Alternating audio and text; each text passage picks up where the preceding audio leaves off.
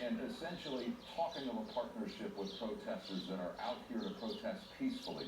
And what authorities want you to do is to reach out to them. If you're the organizer of a protest, reach out to the police and let them know your intention and let them know your plan so that you can work essentially with the law enforcement to be able to peacefully protest, as the vast majority of these people in this group in particular are desiring at this point.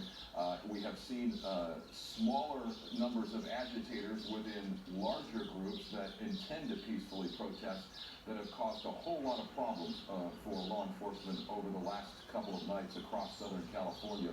But again, the message from law enforcement coming from Chief Michael Moore is let's communicate. Keep the lines of communication open between protest organizers and law enforcement so that they understand the motivation and understand the plan of action for these protesters as they move through the streets. And this is essentially what they hope to see is a peaceful march and not something that devolves into the violence, the vandalism, the looting that we have seen. Hundreds of people here protesting on Sunset Boulevard as they make their way from Hollywood Boulevard down La Brea and further north, east here as they attempt to, they're getting closer here to KTLA, generally peaceful at this moment and protesting again the injustice that they feel that happened with the death of George Floyd. There was an independent autopsy today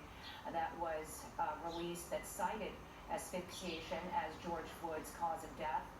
There was a lot of cleanup this morning in many of the communities in the Fairfax district, in Santa Monica, and it has been a trying time for Los Angeles and for most of the country. You have some 40 cities in the country that have imposed a curfew. That was over the weekend. How many of those cities will impose those curfews tonight? We are unsure, but for sure it is happening here in less than an hour in Los Angeles County at 6 p.m. These protests will have to end. Laura Lister is on the ground amongst the protesters, I believe, at Sunset and Vine. Lauren?